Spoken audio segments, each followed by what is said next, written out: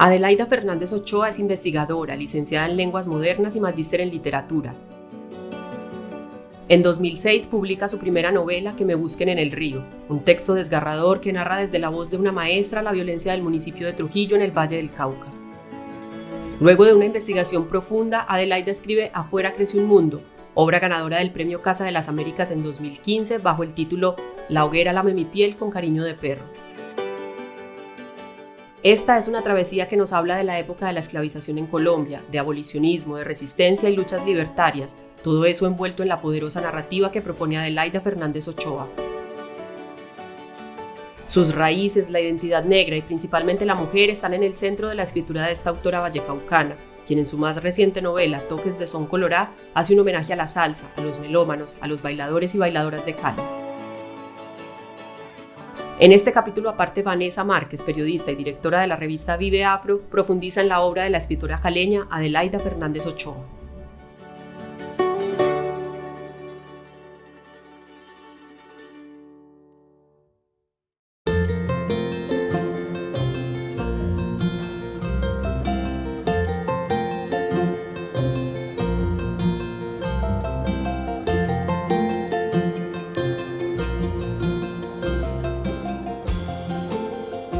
Maestra Adelaida, bienvenida a esta conversación, bienvenida a este capítulo aparte. En el día de hoy me siento muy dichosa de poder conversar con usted, poder conocer un poco más de su obra, de estas narrativas, de esa construcción de personajes que realiza en cada uno de sus libros.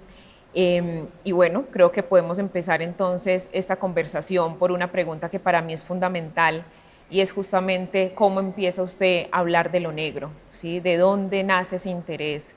Y sobre todo desde esa mirada feminista, desde esa mirada de dignificación, de contar una historia desde el lado de los que hemos sido oprimidos, como se dice.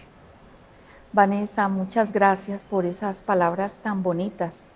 Bueno, a la narrativa, a hablar sobre el tema negro, me trajo la historia, mi historia personal, y más la historia que vivimos, ¿sí? Estos procesos que culminan en el 91 con la nueva Constitución, esas relecturas del canon, el trabajo de antropólogos como Manuel Zapata Olivella, Nina de Friedman, Jaime Arocha, el trabajo de académicos en su esfuerzo por visibilizar a las minorías. Entonces no es una cosa a la que yo haya llegado por mí misma, me trae la historia y me trae también la identidad, ¿no? Identificarme como negra, me trae el interés, me trae la relectura del canon. Son muchos los factores que han influido para que yo me interese en personajes que fueron silenciados, en aspectos que debían ser narrados, tenían que ser narrados porque estaban ahí o siguen ahí, nos han construido. Somos eso, pero no lo reconocemos. Entonces, a partir de todos esos aspectos, llegué a abordar los temas, esos temas especialmente en dos de mis novelas. Hablemos un poco de su abuelo, ¿sí? Su abuelo es esa persona que justamente la empieza usted a involucrar en ese tema de la identidad, de autorreconocerse, de sentirse como una mujer negra y decírselo también al mundo a través de la escritura. ¿Qué pasa ahí? ¿Cómo se da esa historia? ¿Qué le decía a su abuelo? ¿Y cómo se teje también esas conversaciones con él para generar ese reconocimiento? Bueno, él empezó alimentándome mucho la autoestima, ¿no? Yo era su niña linda, y entre todos sus nietos, yo era la negra y a mí me quería más, y me recalcaba que yo era negra como él, ¿sí? Me lo recalcaba de una manera muy amorosa, muy cariñosa, y el resto de la familia pues me querían, lo apoyaban. Entonces éramos los dos más negros, los dos negros. Y sí, él empezó a recalcármelo desde que tenía 3 años, porque él llegó y me regaló una muñeca negra. Por allá hay un poema sobre una niña que reclama que no hay muñecas negras. Yo digo, no, sí, sí hay, yo tengo una. Tiene como 55 años, o no, más de 55 años. Me la regaló mi papito. Y es una muñeca linda.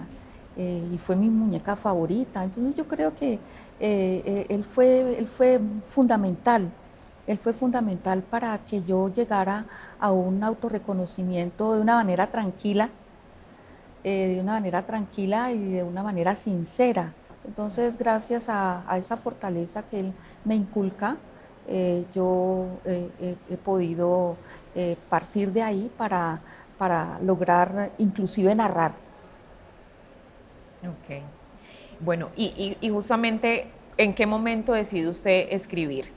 ¿Sí? ¿En qué momento decide volverse escritora y empezar a generar una producción literaria a partir de esos temas que la mueven, de esos temas que la motivan, de esos temas que usted siente que definitivamente tienen que darse a conocer? Bueno, yo amo la palabra, siempre he amado la palabra, siempre me ha gustado narrar, porque yo crecí en un ambiente que no satanizaba la memoria. O sea, los niños de mi generación no crecimos en un ambiente que no satanizaba la memoria. Memorizábamos poemas, memorizábamos canciones, nos contaban canciones, nos enseñaban canciones, nos contaban poemas, aprendíamos poemas y así uno aprende con la musicalidad, ¿sí? La musicalidad, la fábula, la fantasía, empieza a nutrirse la palabra y de pronto a crecer la vocación. Se escribe por vocación, nada hay que se haga que no sea por vocación. Entonces, yo creo que tengo la vocación y la tengo bueno, porque crecí en un ambiente de mucha oralidad, en un ambiente de mucha simpatía, ¿sí? En un ambiente muy comunicativo. Entonces, y luego decido escribir cuando establezco que tengo que decir algo, que tengo que contar, que esto me ha tocado. Decido escribir. Mi primera novela se llama Que me busquen en el río y es una novela sobre ese proceso de masacre que hubo en un municipio del Valle del Cauca que se llama Trujillo, la masacre, y se conoce como la masacre de Trujillo, que ocurre entre el 89 y el 91, con un recrudecimiento en 1990 y el asesinato de muchísimos campesinos a manos de los paramilitares. En esa época yo estaba como maestra rural en un corregimiento de Trujillo y tenía que verme todos los días ante el panorama de los cadáveres que pasaban a la altura del corregimiento, ya pasaban flotando por el río, mutilados, desnudos, vestidos, en costales. Entonces esa es una experiencia que me marca y decido escribir esa novela. ¿Por qué elegir ese tema? Bueno, la historia la registran los periódicos, la registran los libros, la registran desde unas perspectivas, desde unos puntos de vista, desde unas recepciones, desde el estudioso, desde el que investiga, pero muchas veces no se registra desde desde el que sufre, desde el que vive, desde el que sobrevive. Entonces, por eso me pareció interesante escribir Que me busquen en el río, ¿sí? Porque yo me considero una superviviente de la masacre de Trujillo, ¿sí? Porque todos podíamos ser asesinados. Los maestros que cruzábamos el río todos los días en el planchón y veíamos los cadáveres que iban flotando. Yo, maestra, que pasaba y caminaba durante horas entre cañaduzales, corriendo el riesgo. de ser masacrada. Entonces yo me sentí superviviente de la masacre de Trujillo, entonces por eso decidí escribir esa novela, hacer un registro desde la óptica del que sufre, del que vive, ¿sí? Del que sobrevive.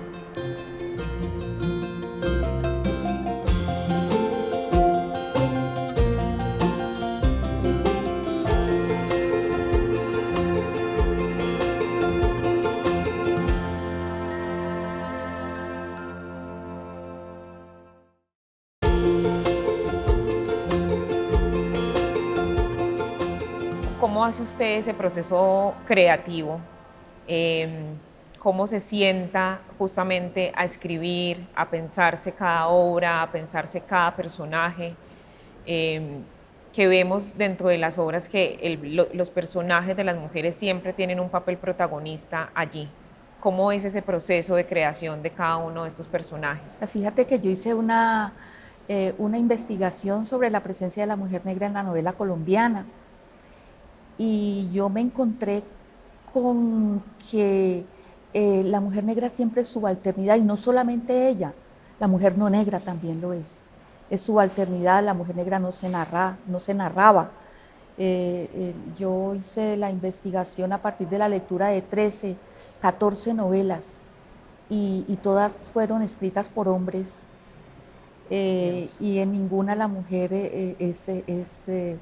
la mujer negra se narra o es protagonista, la otra tampoco, ellas son narradas. Pero entonces en la relectura que yo hice del canon, descubrí que en esas mujeres había mucho potencial. Entonces, por ejemplo, leyendo a María, me encuentro con que hay un personaje que se llama Nay, que siempre se nombró como la nana de María, ¿sí? Atada a María, no como ella misma. Pero entonces cuando yo leo esa novela escrita en el siglo XIX, encuentro que esa mujer tiene un potencial semántico grandísimo, porque es una mujer que llega y le dice, ella llega a Turbo, allá a Bocas del Atrato, en calidad de contrabando. Ella llega en calidad de contrabando. Después de 1821, que cuando aparece la ley de vientres y la prohibición de traer personas esclavizadas, entonces ella llega en calidad de contrabando y ella está allá en la casa de Sardic, del contrabandista, y allá llega el papá de Efraín con María, que tenía 3 años. Entonces la mujer del contrabandista le dice, te compró un hombre,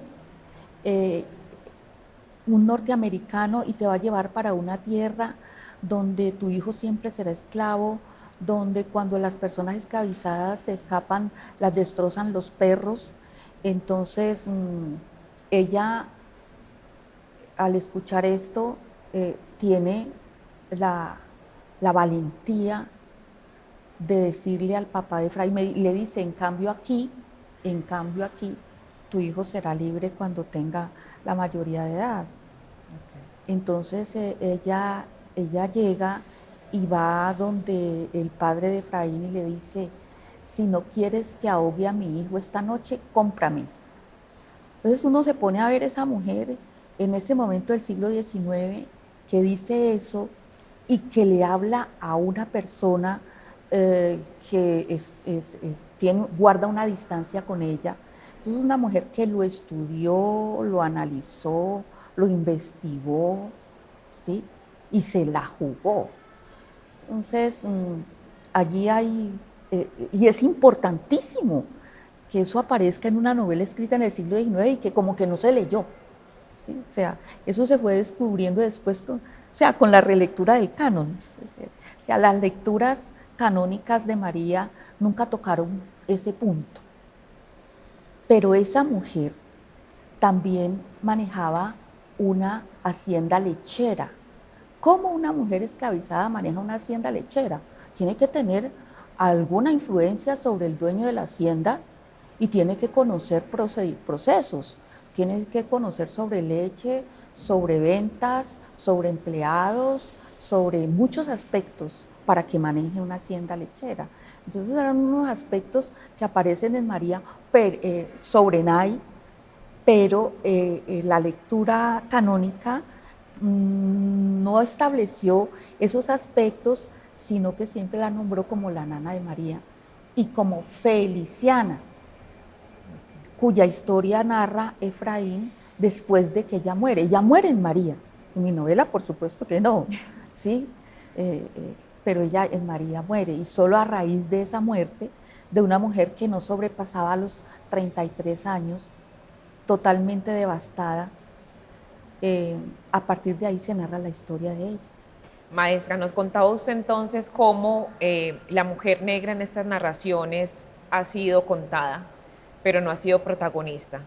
Entonces me gustaría que nos contara justamente cómo dentro de la obra Afuera crece un mundo se le da ese significado, ese valor, esa dignificación, se empieza a contar esa otra historia de esta mujer que llegó entonces en estos términos de esclavización, de contrabando, como un objeto y como una cosa así, secuestrada de su tierra y llegada acá, y cómo entonces usted empieza a darle ese papel protagonista y esa voz fundamental que necesitan las mujeres y que en especial se le ha negado a las mujeres negras. Es que ella tenía el potencial. O sea, a partir de la relectura del canon, uno se da cuenta del potencial que tiene esa mujer, de las posibilidades, esa autonomía, ¿sí? Esa naturaleza libertaria. Ella, dentro de María, siempre le pedía a Efraín que cuando él fuera un adulto, llevara a su hijo y a ella de regreso a África. Ella le pedía eso a Efraín, pero yo pienso que ese fue un sueño de muchas personas esclavizadas, de todos los que venían en las sentinas de los barcos, quizá no de algunos pertenecientes a la tripulación, pero fíjate que decía Zapata Olivella que Cartagena fue la boca voraz que se tragó a los pueblos de África, y se los tragó, se los tragó. O sea, no hubo la forma de regresar, no hay como esa memoria, ese registro histórico de que hubieran podido regresar. Entonces, ese fue un deseo, yo pienso, de todos, ¿sí? De mis ancestros, de los tuyos, ¿sí? De nuestros ancestros negros, un dolor, claro. ¿Sí? Eso pervivió como un dolor, porque es que la diáspora fue absolutamente total, ¿no? Eso fue desarraigarlos, arrebatarles la familia, la tierra, la lengua, la cultura, las costumbres, todo, un despojo absoluto. Yo creo que la humanidad, la esclavitud de personas africanas ha sido la infamia más execrable que ha cometido la humanidad contra un pueblo humano.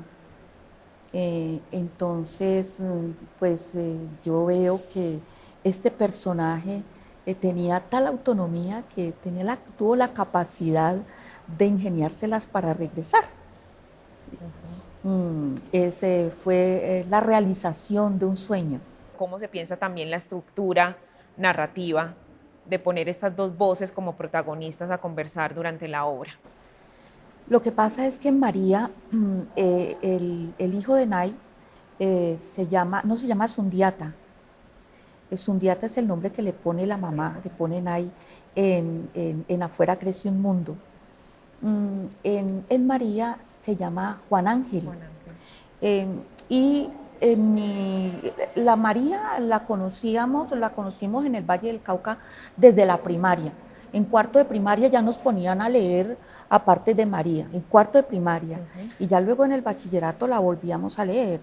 En esa segunda lectura que yo hago de María, a mí me espantó, yo era sardina, y me espantó porque hay en la escena de la casa de un tigre. Entonces, a la casa del tigre van, por supuesto, la estrella es Efraín. Efraín va con dos aparceros más. la hacienda tenía aparceros, ¿no? Ya ahí se refleja, se está reflejando como de pronto un proceso de decadencia de la familia, de que ya necesitaban de otros para poder sostenerse. Entonces él va con 2 aparceros a cazar y va Juan Ángel. Juan Ángel es un niño que no sobrepasa los 12 años. Entonces, él tiene miedo del tigre, y tiene miedo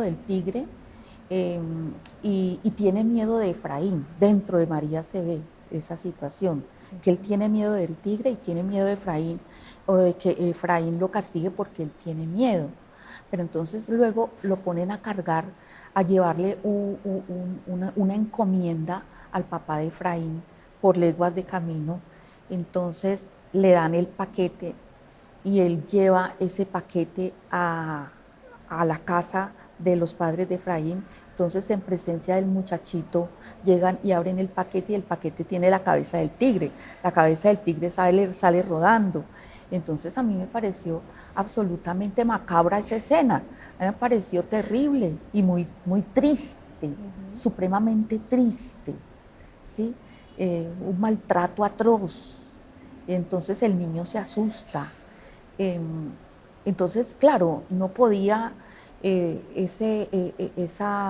la novela no podía prescindir de ese otro personaje, de ese hijo y del dolor de esa madre, ¿sí? Y de que es el hijo, en parte, el que le da como esa fortaleza a la madre, y ese empuje para que ella vea la forma de regresar, de salir de ahí. Ella no sabe qué va a encontrar por allá, ella no sabe qué va a encontrar de regreso, pero quiere regresar, ¿sí?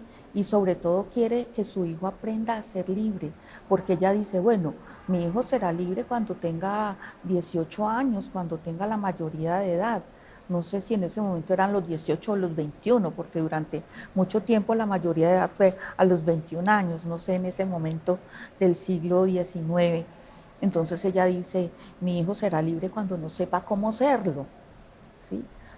De hecho, muchos cuando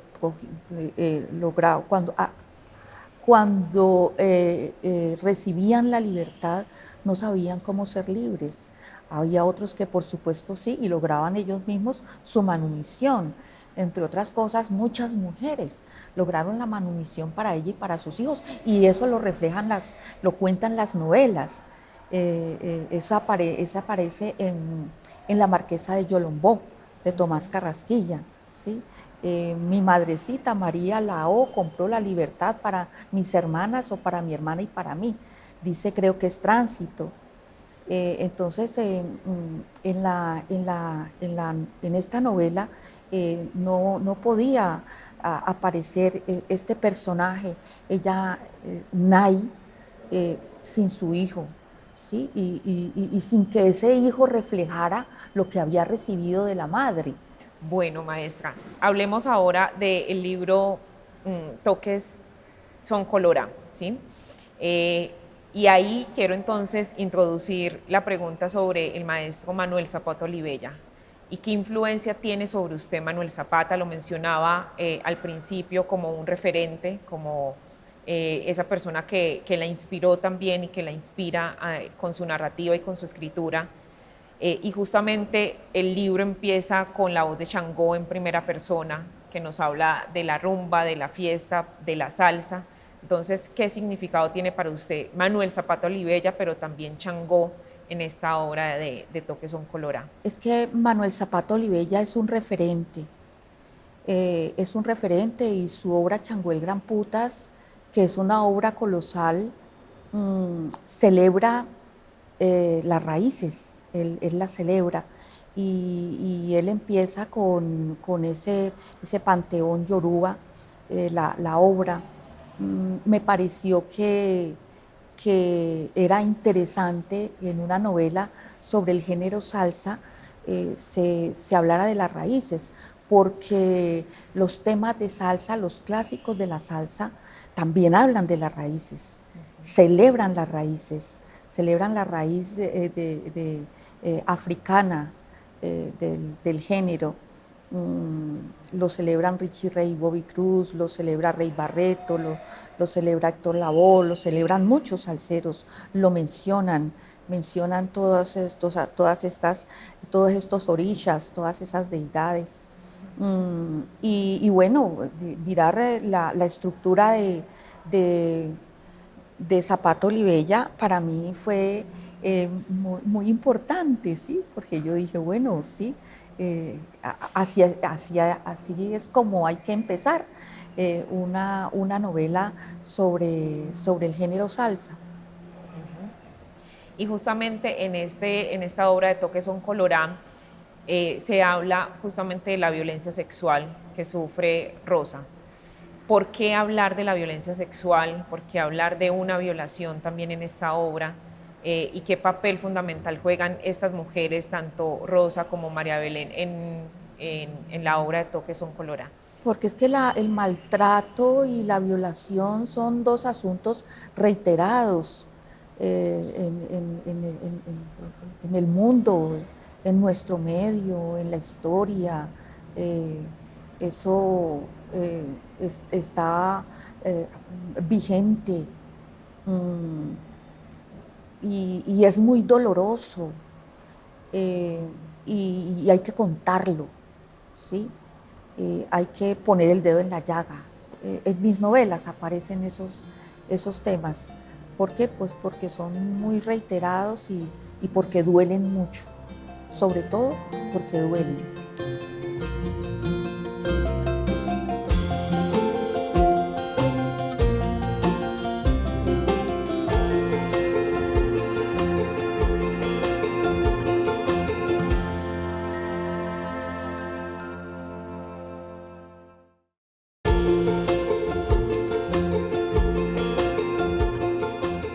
Maestra, Toque Son Colorá es un libro musical también, que a través de su narración nos conecta con la salsa, nos conecta con la clave, nos conecta con Cali, ¿sí? Que es la tierra donde usted nace. Hablemos un poco de eso, de la música que tiene el libro y cómo desde la escritura usted logra justamente conectar al lector con esa musicalidad. Bueno, el libro celebra al bailador caleño. La salsa tiene su origen con la clave que sale de Cuba. Eh, en Nueva York se conforma como género en Nueva York. Eh, los mayores virtuosos de la salsa son de Puerto Rico y la salsa tiene vigencia por el bailador de Cali. Hay bailadores de salsa y amantes de la salsa y sitios para escuchar en todo el país, ¿cierto? En Bogotá, en Medellín, en Cartagena, en Barranquilla, pero en Cali hay una devoción con unas raíces, es una devoción que empieza en los años 70 y se prolonga hasta nuestros días. En Cali hay más de 400 escuelas de salsa. Entonces quise celebrar al bailador caleño, además porque yo amo la salsa, porque me gusta, porque amo esas canciones y porque esas canciones, las canciones nos ayudan a vivir y nos acompañan, ¿no? Entonces, como parte de eso que somos, pues me pareció muy interesante incluir los temas, mencionar sus letras, saber que un personaje se apropia una canción así y no tenga que ver con su vida o así con su vida tenga que ver una frase o una palabra.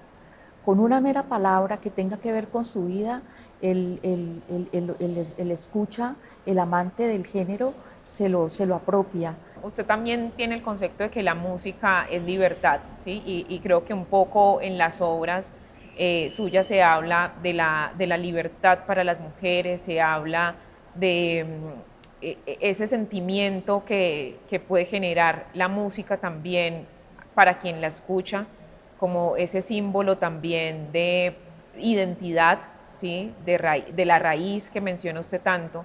Entonces, ¿qué sucede ahí en Toques Son Colorá para hablar específicamente de cómo la música se introyecta en el cuerpo del bailador y genera que sienta esa libertad, que sienta ese goce y que sea también un símbolo de identidad? Es un poco lo que pasa con los ritos de la santería, ¿no? En la santería tiene protagonismo la percusión.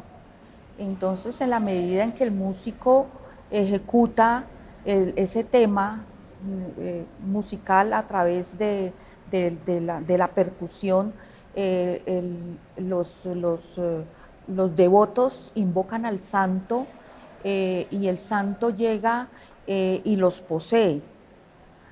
Ellos son posesos del santo que están invocando, por ejemplo, a Changó. Entonces Changó posee a esa persona que está bailando en ese ritual.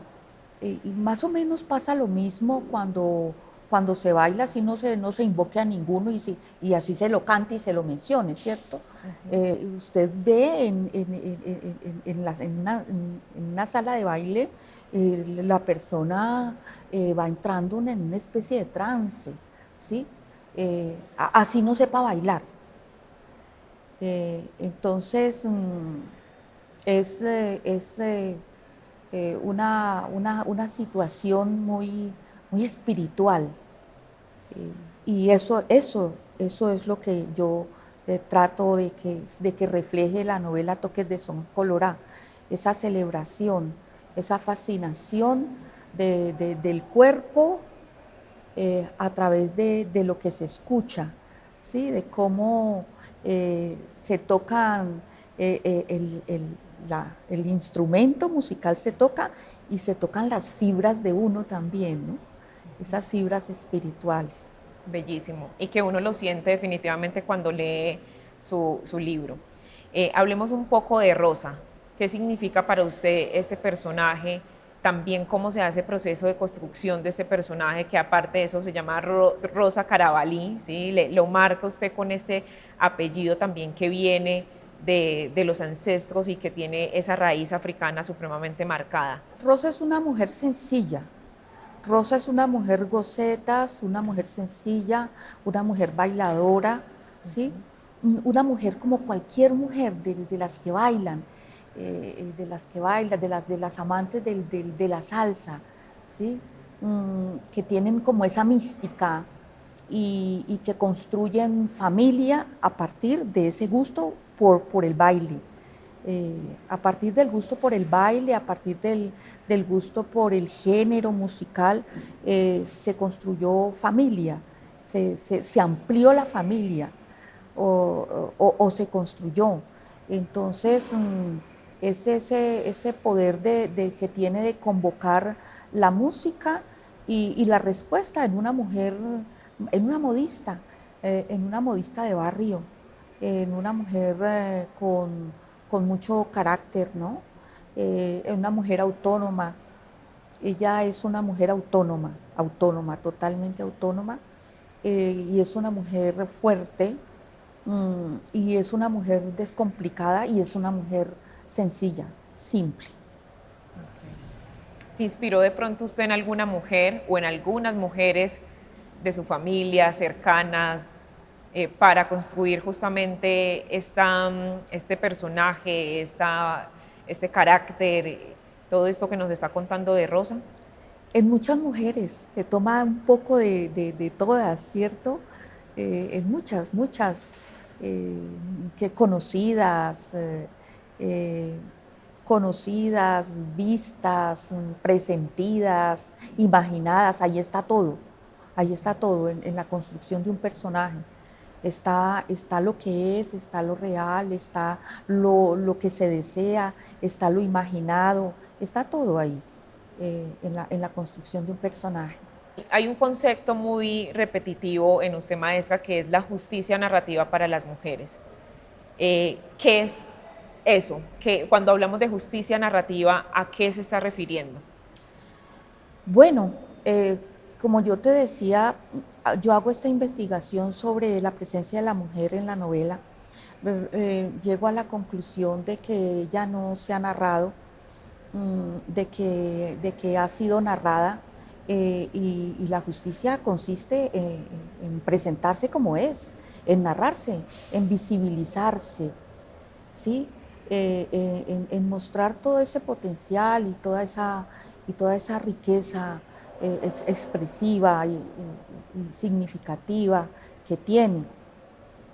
Entonces, cuando yo escribo, eh, estoy interesada en la figura femenina, porque apenas se está narrando.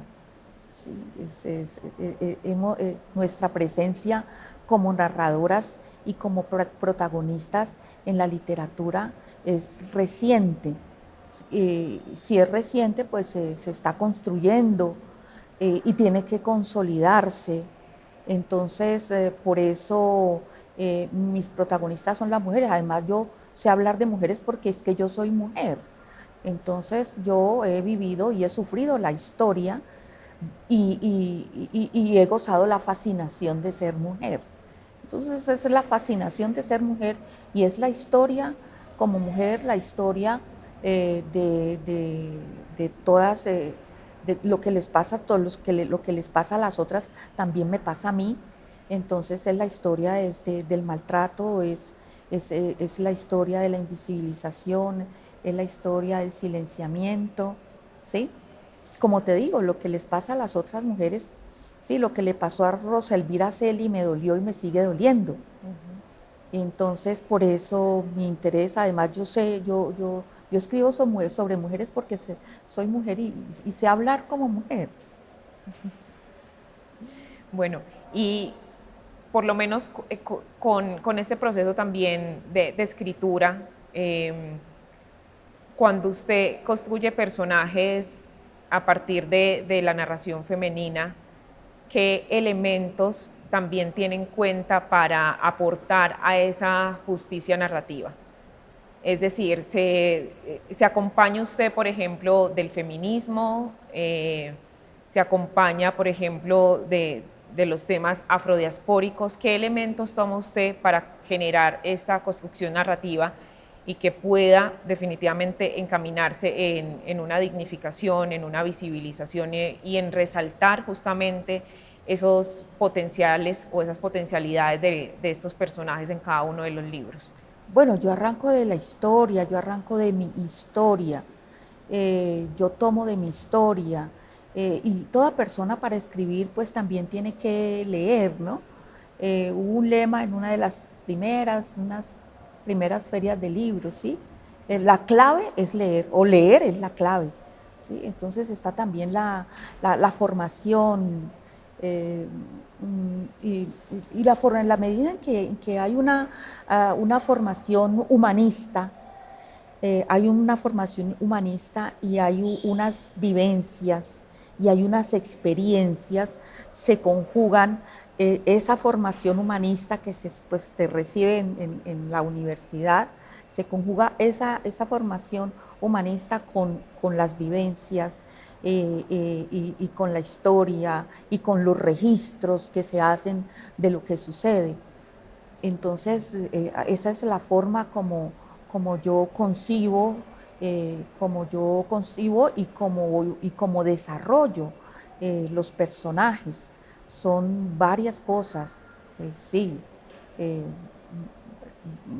Mi historia, la historia, mi formación, la lectura, los movimientos, las reivindicaciones, las reivindicaciones que yo presencio y que yo celebro, ¿sí? Puedo no ser una militante, pero las registro, las celebro, y me nutren para escribir.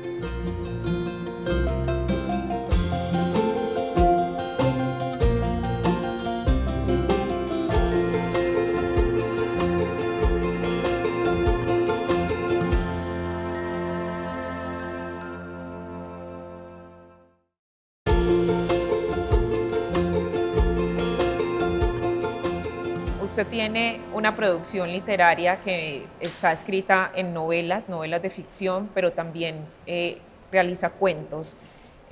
Nos comentaba también al principio sobre la poesía. ¿Qué diferencias encuentra usted en escribir cada uno de estos géneros literarios? Bueno, pues lo que se dice de escribir una novela es de largo aliento, ¿sí? El cuento pues tiene su técnica y tiene sus condiciones que hay que observar porque todo tiene su técnica, ¿sí? No se escribe por escribir y lo que caiga y de la manera que sea, ¿sí? Hay que tener una técnica y buscar un estilo, buscar la propia voz. La propia voz es el estilo, sea que le guste al lector, o sea que no le guste, sea que lo entienda, o sea que lo rechace, pero es la propia voz. Entonces, pues distinto es que cuando yo me siento a escribir una novela, me vuelvo autista. Sí, me vuelvo autista, solamente leo para escribir esa novela, investigo para lo que tenga que investigar y le sigo el paso y sigo la pauta que me dicta el personaje, sí, porque no es el personaje como yo lo manejo, el personaje también me maneja a mí, sí, sí, el personaje me niega, si yo de pronto escribo algo, el personaje me dice en un momentico, usted está desfasada, así no es. Sí, entonces el personaje me guía a mí también. Entonces sí es más complejo escribir una novela porque yo me vuelvo autista. Cuando escribo un cuento pues me volvería autista un ratico nomás, pero ya con la novela es a otro nivel. Maestra, usted nos ha llevado en esta conversación por un viaje a conocer un poco de su historia, cómo empieza esta creación narrativa desde lo negro, desde estas luchas también libertarias, desde los componentes que están dentro de la diáspora africana, de la música, ¿sí? De este poder también de mujer y de resaltar la voz femenina en cada una de sus obras. Entonces, para finalizar este programa y para finalizar esta conversación, quiero hacerle unas preguntas un poco más sobre sus referentes también. Al principio nos mencionaba algunos, pero ¿cuáles son esas mujeres que usted lee? ¿Cuáles son esas mujeres escritoras que también le inspiran? Bueno, yo leo a Virginia Woolf. Me fascina Virginia Woolf. La primera obra que conocí de Virginia Woolf fue La habitación propia. Entonces me parece que es una obra como para despertar, como para sacudir, ¿sí? Es una obra que todas las mujeres deberían leer, ¿sí? La habitación propia. Y también leo a Clarice Lispector. Me fascina Clarice Lispector, sus cuentos, esa seguridad de los personajes que ella construye, esa solidez, ¿sí? Como uno va sintiendo que es una palabra muy consolidada, la de Clarice Lispector. Leo muchas mujeres, sí, colombianas también, Fanny Buitrago. Me parece que Alba Lucía Ángel no se le ha hecho justicia, ha sido una escritora maltratada. Eh, Estuvo dentro del boom, pero se la considera independiente. Yo digo, bueno, pero ¿y eso qué es? Si ella hace una propuesta narrativa bastante interesante, porque ella descubre la fuerza narrativa del lenguaje coloquial y es así como escribe. Entonces creo que no se le ha hecho justicia a Alba Lucía Ángel. Sí, son varias las escritoras que leo. Y como usted tiene este concepto de justicia narrativa, ¿cómo ha pensado o cómo cree usted que se puede generar esa justicia narrativa para las mujeres escritoras? Escribiendo, Yo creo que las cosas se ganan con reivindicaciones políticas. Siempre tiene que haber un asunto político, un asunto legal en torno a una reivindicación. No es posible de otra manera, pero después de lograr esa reivindicación hay que construirla. Ella no la dan construida, ella no la dan hecha, hay que hacerla y hay que consolidarla.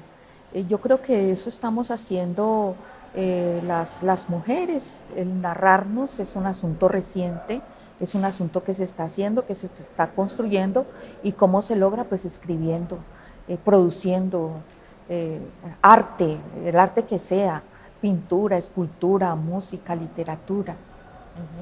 ¿Y cómo hacemos justamente para que las personas que no son afro se interesen en estas temáticas y lean a nuestros autores, a nuestras autoras? Porque justamente, como usted lo dice, el leer este tipo de obras es un acto también político, es un acto revolucionario, es un acto que abre mentes y abre conciencias. Me parece que el Estado colombiano tiene una deuda cultural que tiene que saldar. Yo no sé en qué momento la saldrá, pero hay una deuda cultural muy grande, porque los colombianos hablamos español. Solo son bilingües los pueblos, las etnias indígenas, ¿sí? Ellos son bilingües. El Misak habla Misak y habla español. El Wayú, habla español. El Palenquero habla palenquero y habla español. Y los otros que estamos dentro de la cultura estandarizada, solo hablamos un idioma. Entonces yo pienso que abordar temas afrodiaspóricos o indígenas se logra cuando reconozcamos lo que somos y cuando se trabaje desde el Estado, desde las políticas culturales, desde el pénsum escolar. Perfecto, maestra. Muchísimas gracias por esta conversación maravillosa.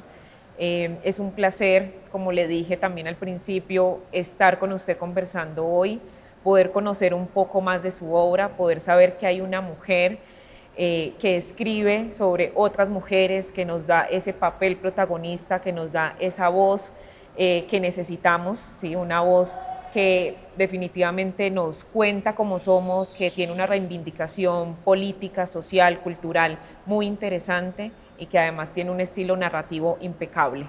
Muchísimas gracias y bueno, nos vemos en otra oportunidad. Muchísimas gracias a ti, Vanessa.